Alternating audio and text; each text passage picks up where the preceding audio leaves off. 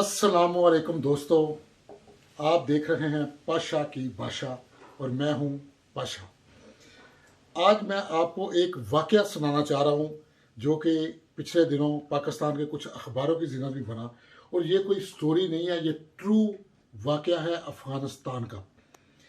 एक गधा, अफ़गानिस्तान का ज़िला पख्तान में गालबन एक गधा घूमते घुमाते कहीं मस्जिद में घुस गया। मस्जिद वालों ने गधे को बाहर निकाला और उसको इस जुर्म की सज़ा कि ये गधा मस्जिद में क्यों घुसाया, गोली मार के उसकी क्या कहते हैं कत्ल कर दिया या गधे को मार दिया, मस्जिद से बाहर निकाल के उसे शूट कर दिया।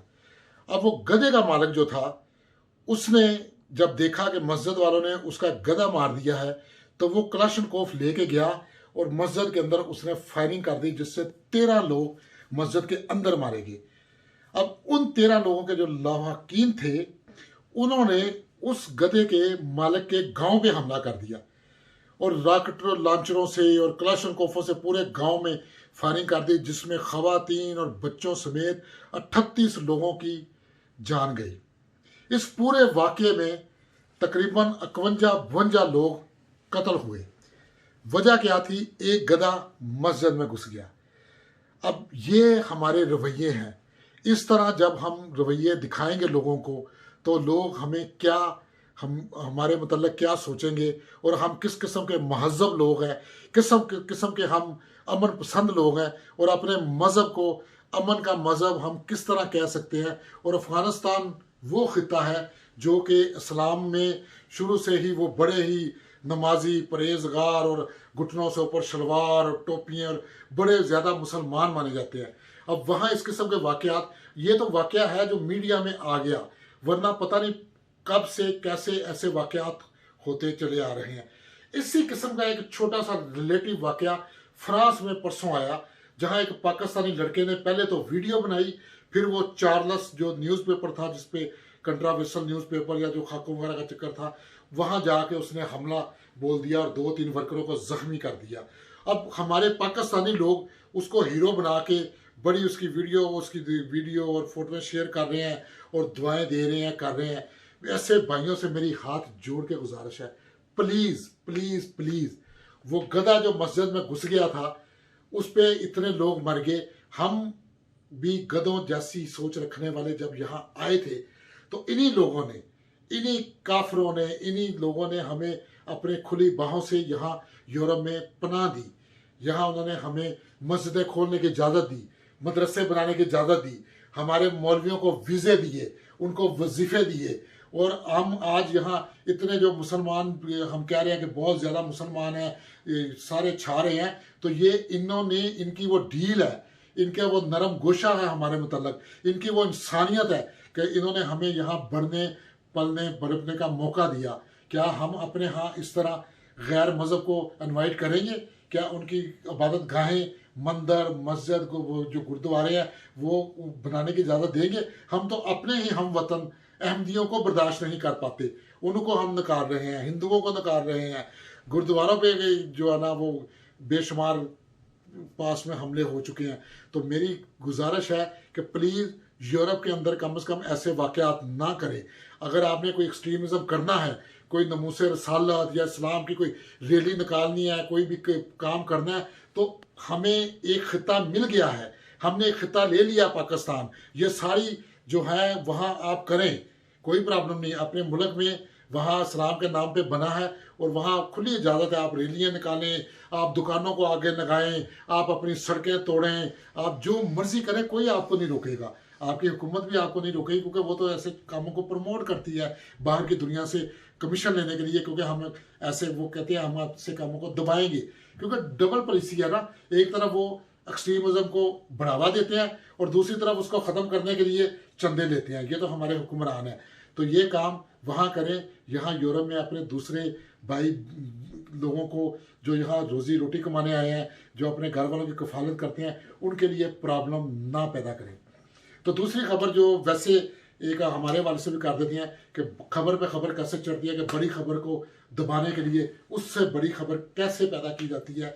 इसकी मिसाल हाल ही में मिली है, जब बहुत बाजवा बाजवा हो रही थी, बाजवा से रसीदें मांगने की बातें हो रही थी, पापा जॉन्स का जब स्कैंडल निकला और जब जर्नलों की बातें शुरू हुई, तो साथ ही एकदम से हाईवे का वाकया हो गया। हाईवे पे बलात्कार, पता नहीं कौन खतून है, क्या है, कहाँ से आई, कौन थी, किसका है, किसने किया, किसने नहीं किया, लेकिन उस वाकये को एकदम से ऐसी क्या कहते हैं हाईलाइट कर दिया गया कि पाकिस्तान के पूरे मीडिया में 24 घंटे वही चल रहा था। वही किसी ने इतना, हालांकि सोशल मीडिया इतना पावरफुल, इतने लोग, इतने ज़्यादा, कोई पता नहीं, बस जी उस खतून ने जो है ना वो रिक्वेस्ट की थी कि मुझे ना दिखाया दे। चलो ना दिखाया जाता, कम से कम कुछ ना कुछ तो बताया जाता। और वो जो उसका जो बंदा है वो इस तरह भाग जाता जी, पुलिस गई और वो खेतों से बच्चा छोड़ के बीवी को लेके खेतों में से भाग गया, फिर वो ननकाना साहब हुआ, फिर वहाँ से निकल गया। और यार क्या ड्रामा कर रहे हो, क्या खुद्दू बना रहे हो लोगों को। ये वाकई ऐसे रोज़ाना होते हैं, लेकिन उस वक्त वाकई को हाइप क्रिएट इसलिए कर दी गई, उसके पीछे आप देख रहे हैं, फिर साथ ही सारी दुनिया वो भूल गई और एकदम से पार्लियामेंट का इजलास होता है और उसमें ऐसे ऐसे लॉ पास करा लिए जाते हैं जो वैसे होने नहीं थे, और किसी को पता नहीं, सब वो लगे हुए हैं खतून के मामले में। कोई सिंपैथी दिखा रहा है, कोई देख रहा है कब पकड़ा जाएगा कब नहीं। उसमें नवाज शरीफ के वारंट गिरफ्तारी हो गई, ये हो गया वो, तो वो खबर, अब वो खबर भी दब गई। आजकल एपीसी का मामला शुरू हो गया, अब अंदर ही, क्योंकि हमारे यहाँ तो वो डंडे वाले ही हैं, वही चलाते हैं, उनकी मर्जी के बगैर क्या हो सकता है कि नवाज शरीफ इतना बड़ा बयान दे दे, इतना बड़ा जर्नलों को इस तरह से ललकार दे। कभी नहीं हो सकता, क्योंकि कुछ जर्नल जो हैं अंदर की बात बता दो, कुछ जो ना वो हवा दे रहे हैं, कुछ कर रहे हैं कि भाई कुछ करो, क्यों चुप करके बैठे हुए हो। तो इनको भी उन्हीं का आशीर्वाद है, जिनका आशीर्वाद खान साहब को है, उन्हीं का आशीर्वाद ही उनके ही कुछ भाई बंदों का अपोजिशन पे भी है, क्योंकि वो भी थक चुके हैं, वो भी चाह रहे हैं कि थोड़ी चेंज आए। और फिर अंदर जो कोर कमांडरों की अंदर की, जब ये मैंने पहले वीडियो में बताया था, जब बाजवा साहब, बड़े बाजवा साहब को, छोटे को नहीं, एक्सटेंशन मिली थी, तो उस वक्त भी बहुत सारे नीचे वाले नाराज हुए थे, क्योंकि उन्होंने कहा जी हम तो ये 3 साल में रिटायर हो जाएंगे, हमें कभी चीफ की सोटी मिलने का मौका ही नहीं मिलेगा, और उससे कई 100 की जो प्रमोशन रुक गई थी। तो इस तरह उन अंदर भी, बड़े घर में बड़े लोगों के अंदर भी कंट्रोवर्सी चलती रहती है, तो वो गेमें चलती रहती हैं। तो उन्हीं का ही ये एपीसी जो हुई है, और ये जो आजकल बयानात फिर शुरू हो गए हैं, ये भी एक प्रेशर ग्रुप है अंदर ही, उन्हीं के ही अंदर का। बाकी सियासतदानों के इतना पानी नहीं है बोलों में कि वो ललकारे इस तरह से हुकूमत को या जर्नैलों को, या तो वो जर्नैल ही जर्नैलों को ललकारते हैं, उनकी पीठ पीछे वो और उनकी पीठ पीछे भी वो, दोनों तरफ एक ही है, बड़े घरों की लड़ाई है।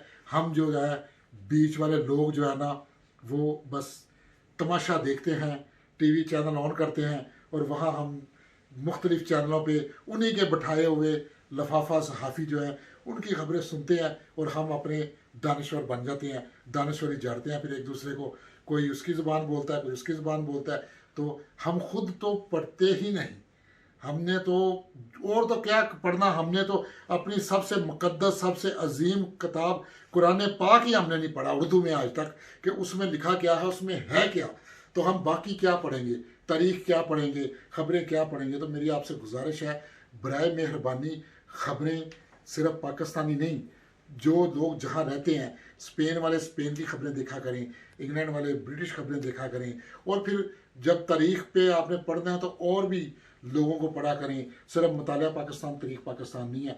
और मैं आगे भी बहुत वीडियो में बता चुका हूँ, अगर पाको हिंद की तारीख पढ़नी है तो बहुत अच्छी तारीख लिखी हुई है मोहम्मद कासम फरिश्ता ने, उसको कहते हैं तारीख़ फरिश्ता, 4 जिल्दों में है, वो पढ़िए, उससे आपको बहुत कुछ मिलेगा, आपको पूरी बरे सगीर की तारीख मिल जाएगी। अगर वो अवेलेबल ना हो, वो ना मिले, तो हमारे अपने सैयद सिब्ते हसन साहब को पढ़ ले, उसकी बेशुमार किताबें हैं, जैसे मूसा से मार्क्स तक, बरे सगीर में पाकिस्तान में तहजीब का इर्तिका, नवीद फ़िक्र, और बेशुमार उनकी किताबें बहुत अच्छी हैं तारीख के ऊपर, माजी के मज़ार पढ़ें।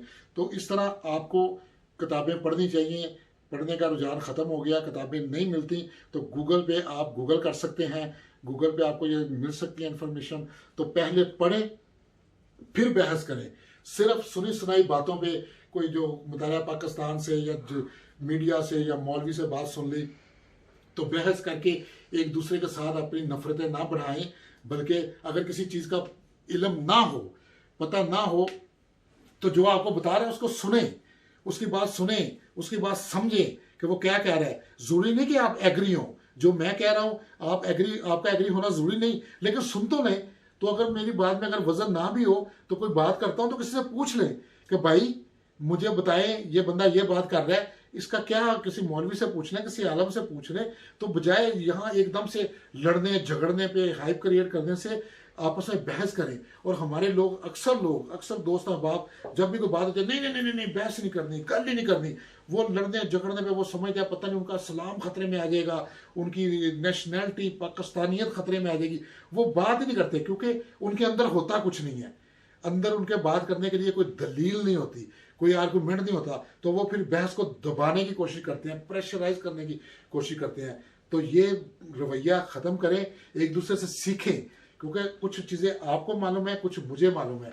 तो आपस में मिलजुल के जब बहस होती है, पूरी दुनिया में जो तरक्की हुई है, जो दुनिया ने जो तरक्की की है, साइंस ने जो तरक्की की है, वो बहस मुबासे के साथ ही हुई है। वो एक दूसरे पे क्रिटिसाइज करके चीज़ों पे हुई है, चीज़ों को पॉलिश करके आप इसी तरह से निखार सकते हैं। तो आज का मेरा यही मैसेज था कि रवादारी पैदा करें, एक दूसरे की बात सुने, एक दूसरे की बात समझें, एक दूसरे को बर्दाश्त करें। इंशाल्लाह जल्द ही किसी और वीडियो में हाजिर होंगे। अल्लाह हाफिज़।